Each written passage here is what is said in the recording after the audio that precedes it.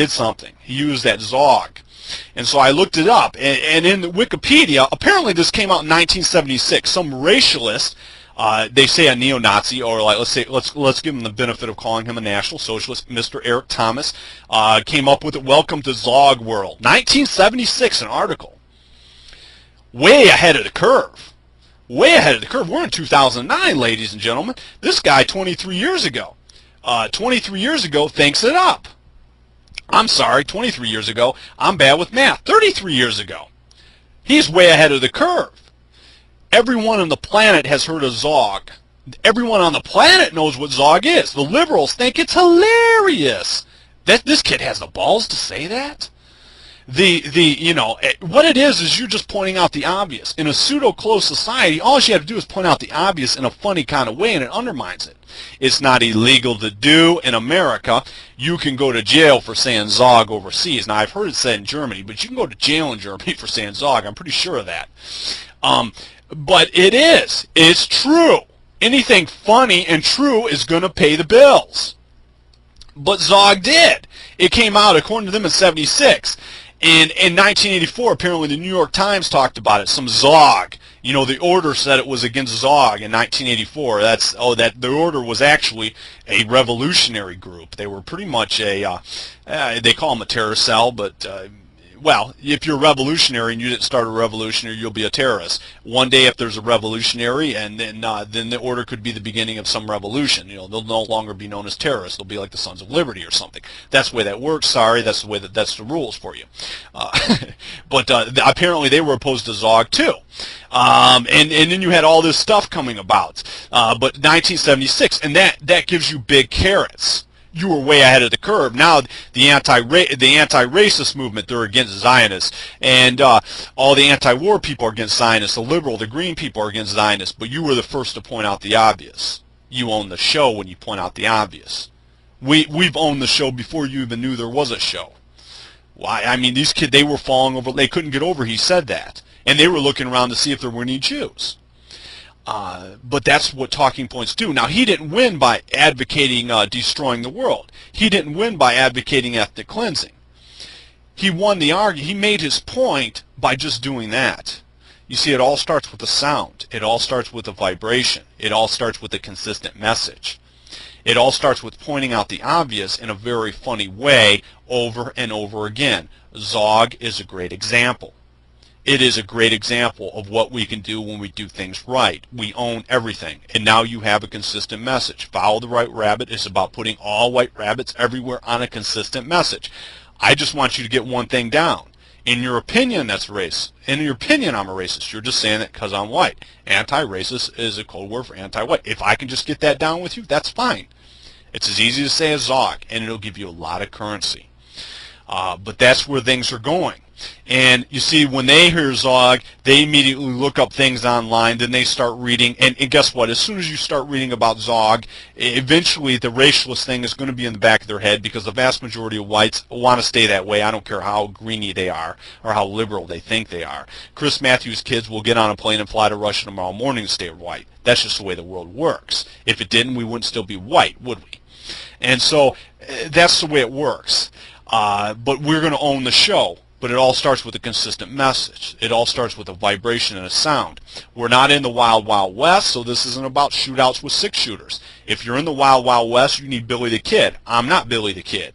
You know, words are loaded pistols to us, but we want the good talking points, and we got it. But Zog is one classic talking point, and whoever invented that, if this man Eric Thomas invented that's great stuff. It's brilliant stuff.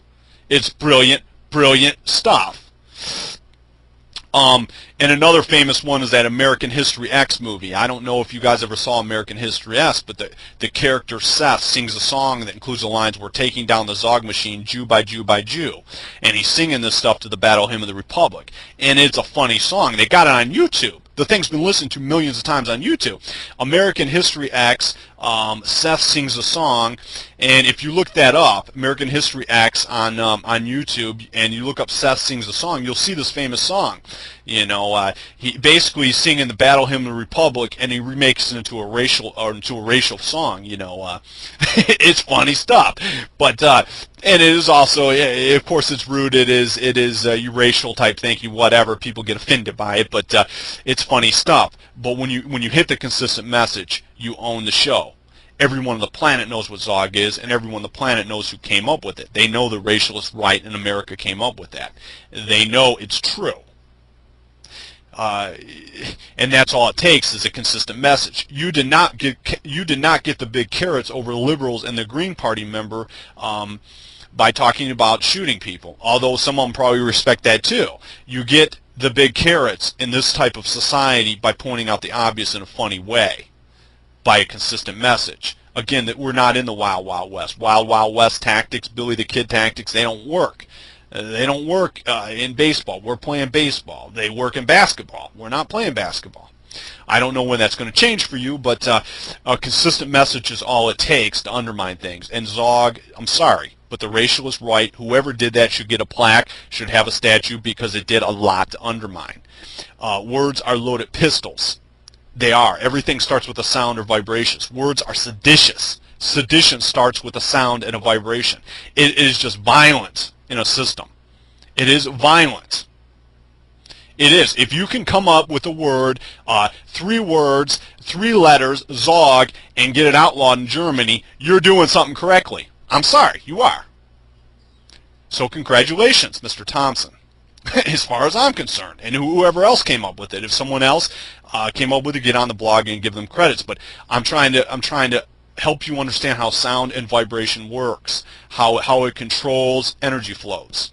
You have dominated the energy flow indirectly by something you did. Maybe didn't even realize you did it, but it was brilliant. It's brilliant stuff.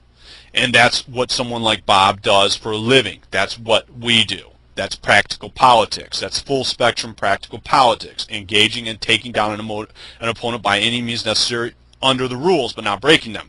But it all starts with a sound.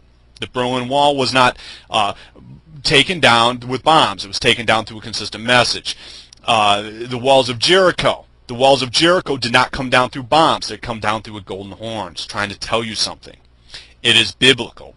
In the New Testament, interesting enough, many of you Christians read that New Testament. You see Jesus, the big prophet, the Son of God, comes again to earth. He has a sword coming out of his mouth. The reason he has a sword coming out of his mouth is because he's speaking the killing phrases. He's speaking the words that kill. He's killing with sound. Interesting stuff. Is it going to happen? I have no idea. I'm just telling you how to interpret it. But words are everything. In the beginning of the Bible, the whole universe is created with a word. It's created when God speaks. You know, the ancient Druids talked about the indescribable one sung his name and created the universe. It always starts with a sound. Always starts with a vibration. And that's the end of another episode of Follow the White Rabbit. Follow the White Rabbit, again, is a game that will teach you practical politics. Practical politics is practical because it is non-voting, which makes it very, very practical. Conventional politics is voting politics or rule-based politics. And the ultimate, of course, is full-spectrum practical politics, engaging and taking down an opponent, a system, by any means necessary, within the rules, within the law, but never breaking them. And this is the end of another episode of Follow the White Rabbit. Thank you for listening.